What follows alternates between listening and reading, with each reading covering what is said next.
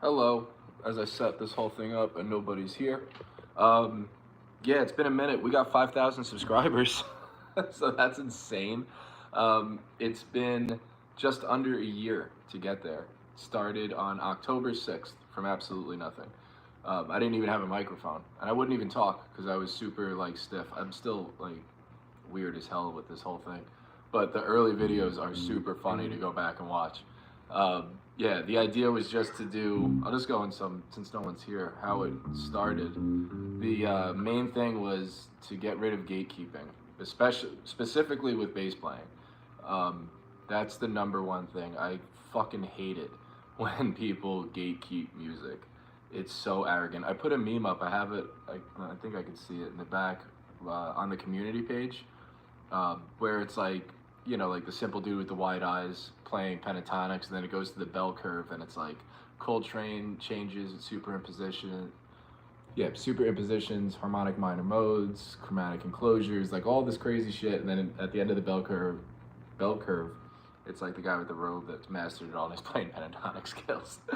The point of that is all of those fancy things, like in the comments, someone wrote under that thing about superimpositions or like a question mark. Like, what the fuck is that? And it's not that hard. It just sounds difficult, and people spent a lot of time and money to learn about what that is instead of having someone just explain it to them. So a superimposition would be like if you take a C major seventh, so 1, 3, 5, 7, right? But then you're just gonna play a minor triad on that from E. So you can play this, same chord, would go over. You're just picking out notes that are already in a chord, you're imposing them with a different root note. It's a little more involved, but that's literally what it is. You can get into other things, but if someone's playing a G major, you could find what notes in there are, make up a different chord, and you play that. And then you can play an octave higher of it and do all sorts of stuff. But that's a superimposition. So anyway, back on track as I pour coffee down my motor mouth. But the reason I started this about a year ago, October 6th, was, okay, let's do a channel where first there's no bass keeping or gatekeeping, and secondly, cut all the fat. How many times I've watched a YouTube video for, I know it's 8 minutes because after 8 minutes, that's when you can get ads in the middle of the videos. So everybody, by the way, will do 8 minutes just so they can get more revenue, which is another fucking annoying thing to me too, because you're just sitting there scrolling around for 8 minutes listening to someone fucking yap away when all you need to know is how to actually play. Like,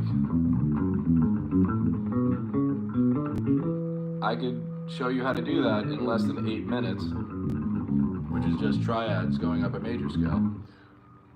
There's plenty of ways of doing that, which I've gotten into. I'll do it again too, but that's my idea. We're talking on the channel now. So to cut the fat on all that stuff, and as it got along, and I've gotten somewhat more comfortable with talking to no one in a room onto a phone. It's cool when I'm here doing live because I can see there's 2 people that are actually watching. So it's no different than like a Zoom meeting or anything like that. But when you're just blankly staring at an empty thing, it's always weird. I'll never get used to it. So from that, just started plugging the channel, and it organically took off. And by took off, I mean it's a small fucking channel. There's nothing crazy about it. But I'm cool with 5,000 in a little under a year. What's up, Roger? We chat in the community all the time. I'm doing great. Just chilling on a Saturday. I have the humidifiers in here because I hang all my basses on the wall. So sorry if it's smoky. But out in Arizona, it's like I woke up this morning and I have the windows, and it's just like the beams of light. It looks like someone smoked this place out. But I swear it's just water vapor. I don't do any of that shit anymore. So, but yeah, I'm doing awesome. But yeah, the next things to do with the channel, I did the latest video, which I haven't been doing every day. I've been putting shorts up every day, but long form, which are still gonna be almost always under 8 minutes. I guarantee that, because that's just absurd to be that anyone with a video over 8 minutes is chasing money. That's 100% factual. Unless you're doing like a docu-series or something where clearly 8 minutes isn't enough. But yeah, if you're learning about a particular subject and it's 8 minutes, just know whatever channel it is, I'm not talking shit. It's just a fact. After 8 minutes, they get they double, at least double their revenue because they have double the ads or maybe triple the ads. It sounds like someone's getting arrested. But what was I saying? ADD is so fucking strong with this thing. I love when I rewind this and I realize how out of my mind I actually am. Subscribers, 8-minute rules. What was I talking about? Oh yeah, I still have to do Most Def. I'm writing that down right now. Sorry about that. I know what I was getting into when I was talking about videos. The last video, thank you for that. The last video I did, I talked about bridge and neck pickups and how they're boomy and one's growl and boom and all that stuff. So I think depending on the response, which that's not really true. I don't really care what the response is. I like the fact of going into stuff like that. Kind of how at the beginning of this live I was talking about superimpositions and all what that means. In the same breath, there's a lot of simple or things that we just are supposed to know that no one ever really talks about. Like, I know when I was playing the octaves like this before, some people were like, I'd never even heard of that, to play it that way. I've been playing for a long time. So there are certain things that I want to go over that just kind of jump out that a lot of people haven't noticed. The same goes for the bridge and the neck. It sounds like it's beginner stuff, and there's a lot of fucking beginners on YouTube, which is amazing because that's where do people go when they are first starting to play, and it should be YouTube. It's just who wants to sit around and like it's so much information. It's like trying to drink from a fire hose. Everyone loves to say that thing like that. Oh, it's drink from a fire hose. It's great. Is it? Because it fucking hurts. Didn't know that octave thing. Yeah, exactly. It's not something that a lot of people talk about. So what I like to do is pinpoint certain things, and another one is to bring up topics where I don't even have to actually show notes or anything like that. I want to make a mix, and let me know in the comment section too if I'm onto something or not. But the videos I feel like the channel would be better with not just general knowledge, but specific knowledge on certain things, also mixed in with how to play theory and all that fun stuff. So I'm gonna be going, like the next video I'm gonna do, because it was in the comments where I get everything from, is to go with the difference between why the pegs are on the 2 and 2, or some will have them in line, some will have 4 and the 5th one over here. There's a very definite reason for that. There's more than one reason for that. This one is I can get into it on this. You could see that they're angled. The actual headstock goes back, meaning, as this thing's heavy as shit, it dives down that way. I'm gonna stick my whole ass out. It's not that kind of cam show. But the reason when it's 2 and 2, you can angle the headstock backwards, so there's more string tension. What that string tension does, and it all has to do with preference, because not having floppy strings I love it. I don't like I can't even really get it on this because the length of the scale length is so big that, and the tension is there, it doesn't really flop. But if you're playing corn or new metal or anything like that, you want to have all of that, that kind of flop noise to it. I have the Stingray could do it because it's a 32-inch 5-string. But that's another reason where getting into parts of the instruments, some have 4, some have inline. Is it just aesthetic? Partially, but there's a lot of function involved in it. A big thing with the inline 4, which I think it's a lot of opinion too. The inline 4 has a certain look to it. It looks fucking awesome. Meaning when the 4 strings are up here. So like the Fender P bass has it, my Schecter has it, jazz basses, all that stuff. Especially the Thunderbird too, which what I'm getting at is notorious for neck dive. Because when you have all that weight on one spot, it's not balanced. So the whole thing, neck dive is when you let go of the bass, does the neck go down. This thing happens to be a fucking sculpture more than an instrument. It's a neck through, so it's one piece of wood. Well, they glue on the wings actually, but it's one continuous piece. So this thing doesn't neck dive at all. But a part of that too is because it's balanced with 2 and 2. So that's just 2 reasons why there's a difference in where the tuning pegs are. What other, since we're on that topic, we'll go through it, because I'm going to come back to this and make videos out of all of them. So let's see, what else? Pickup placement is huge, depending on how high up this way or this way it is. The closer the pickup is to the bridge, it's the same as if you were playing.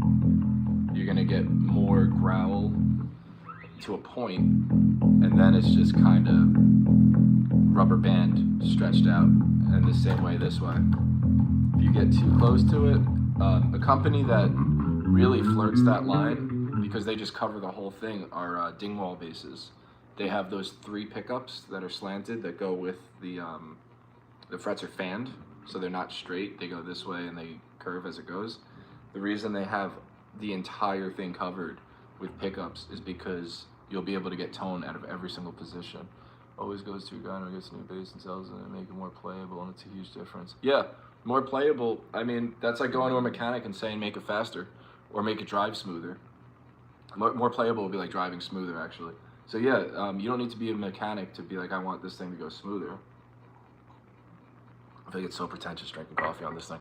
Anyway, yeah, it would be, what would that mechanic do to the car? He'd probably, if it's going to be smoother, he'd probably loosen the suspension, so bumps are a lot easier. If you're going to race it, then you just tighten the suspension up. It's the same idea with playing bass. If you want to play faster, you're going to get lower string action, you're going to get the strings tight as fuck, and you're going to be able to fly with it. Same thing with tapping. You want to go low. But also, when I used to play a lifetime ago, and I would tour and stuff, I would beat the shit out of my basses, because it was a fun live show. Stupid pop punk and metal or whatever, or anything stuff. Pop punk and metal are very different, but that's what I used to play. So with that, I would have the string height would be huge for me.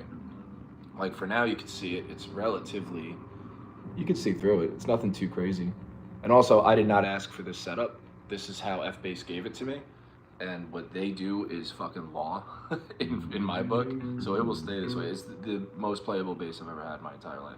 So that'll stay the same. But when I would set up my P-Bass and stuff, which is, a P-Bass is pretty much a weapon, I would get the string height really high so I could slam into it, and it wouldn't, sometimes they would come out of the nut and stuff if I didn't set it up right. So I'd put on heavy-ass gauge, really high string height, and my fingers would bleed for a while, and then the calluses would come in, and that was it.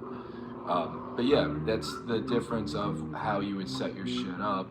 But also, there's a thing with, you can only set things up so far. There's nuanced stuff like, where are the tuning pegs that are on it? How far up is the cutaway? Can you actually reach the high notes? Or is the cut here and then you're gonna be playing this way?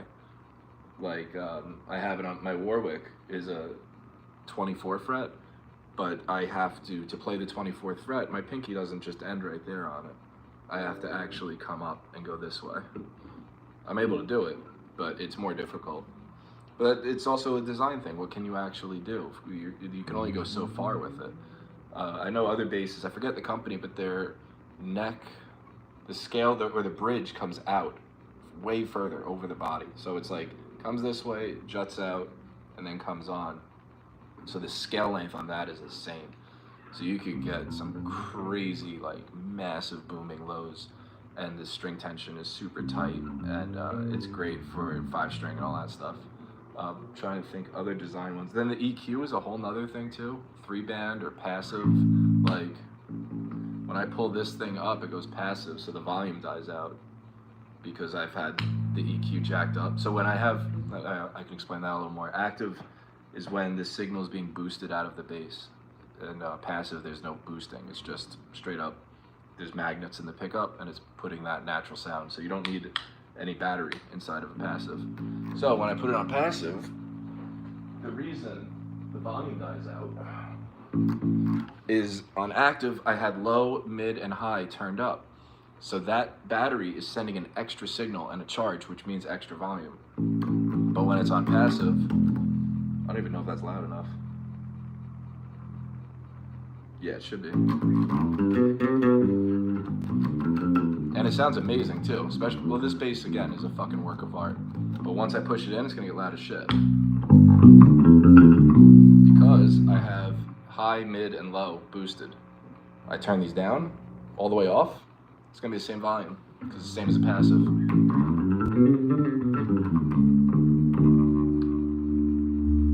Now everything's on. So that's how that can happen also. And the way an active sounds different than a passive, when you mentioned, I think about the car and how he'll bring it in and tell someone to make it more like drivable or comfortable or whatever, a active bass will sound hot, if that makes sense. Like it'll,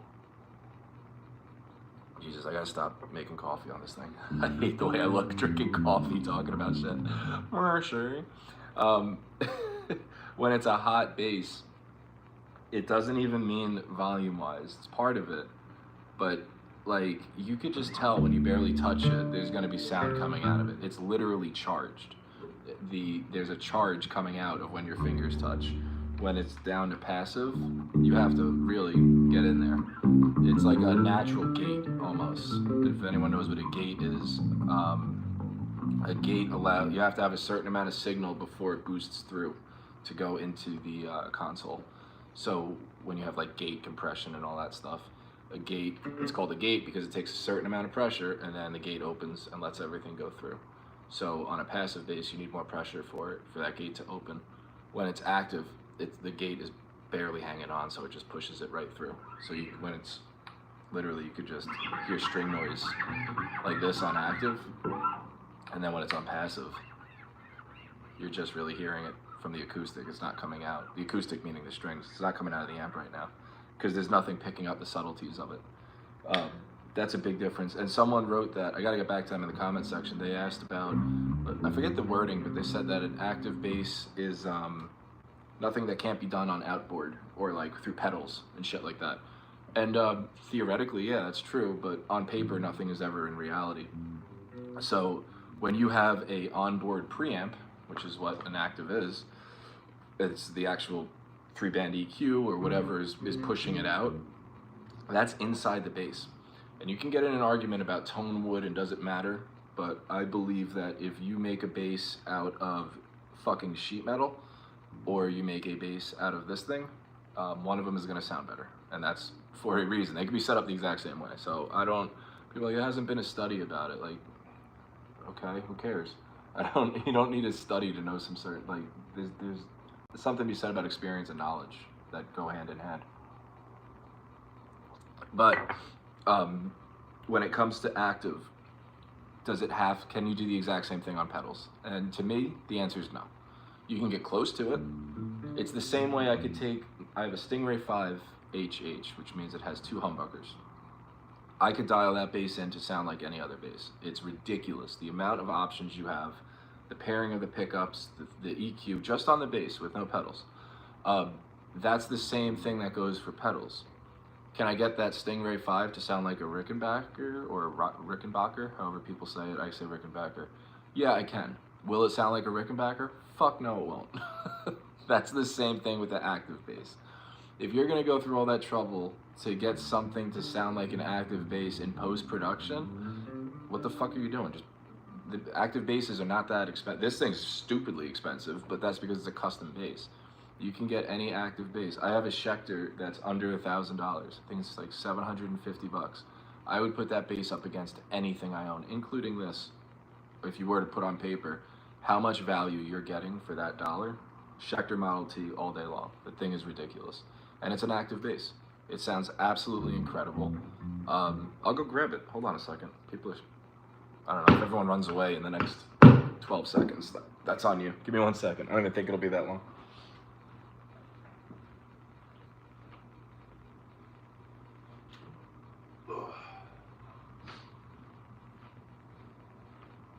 All right, and we're back.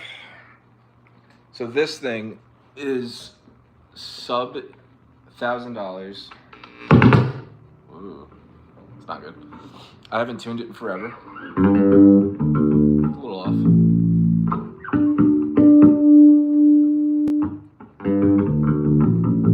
But it's active and it sounds hot.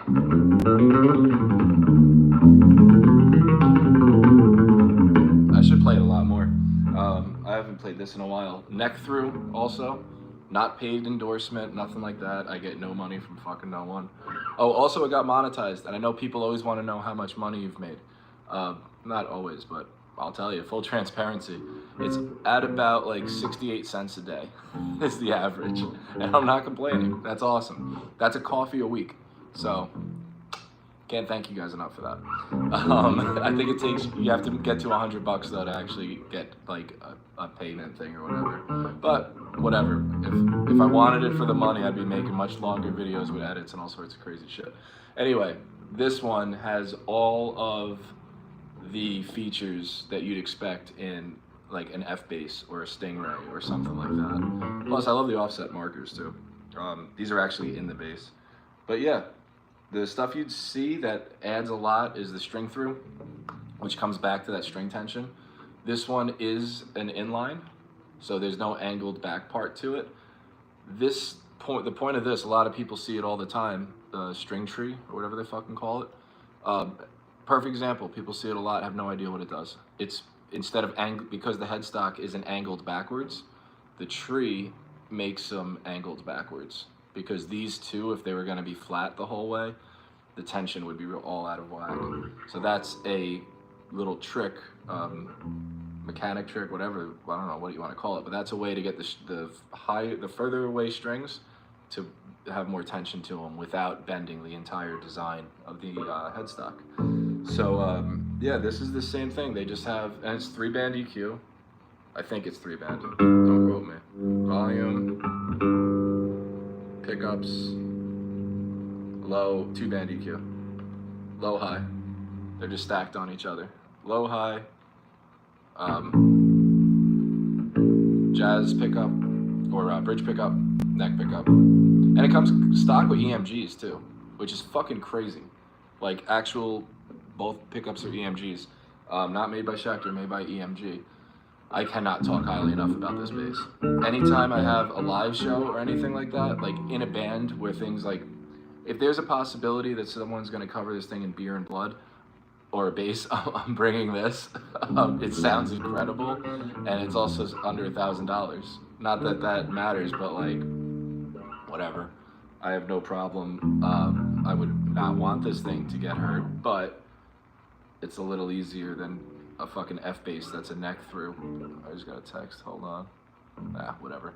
It's a little easier than a neck through that, I just saw a video of the guy from Dragon Force, where he broke his guitar. I don't know if anybody saw that.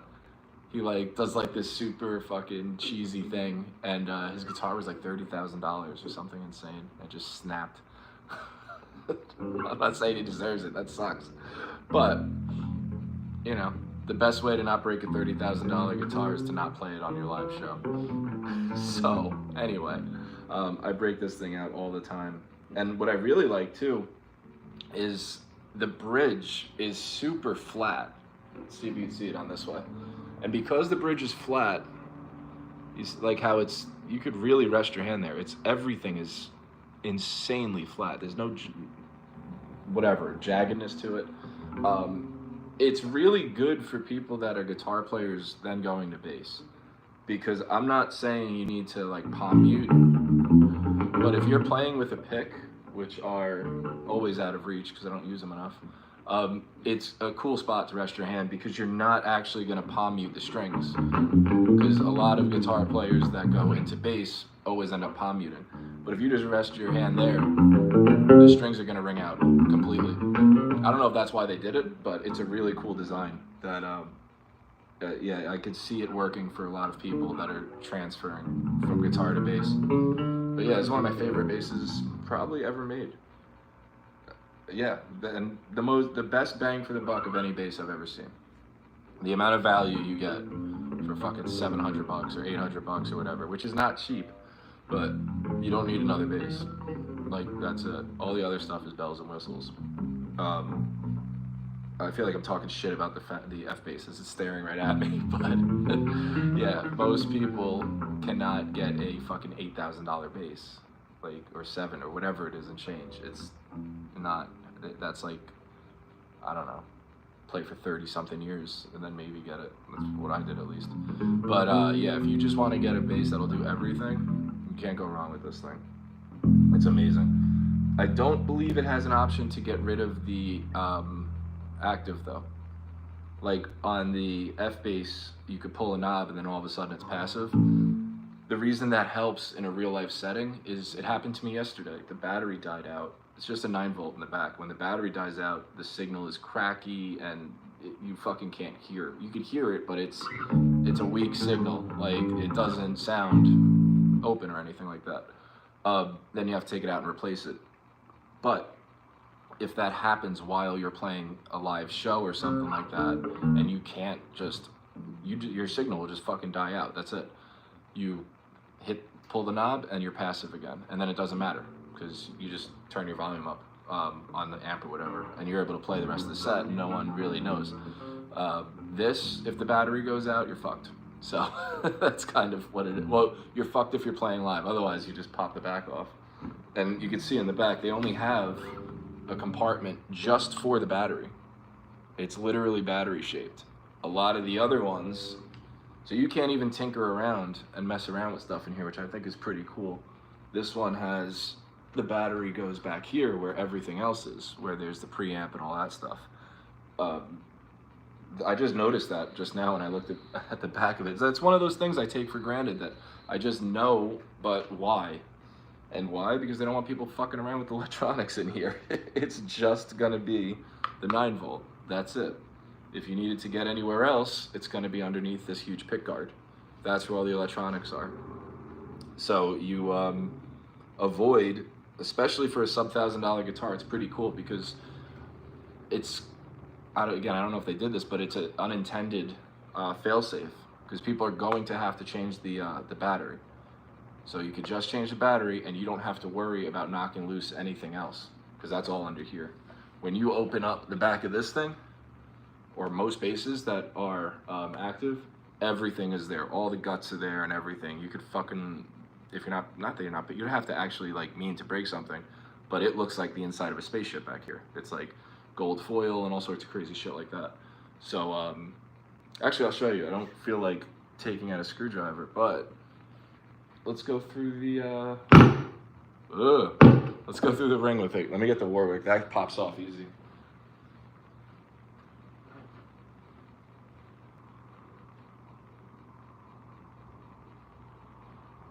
Hold on.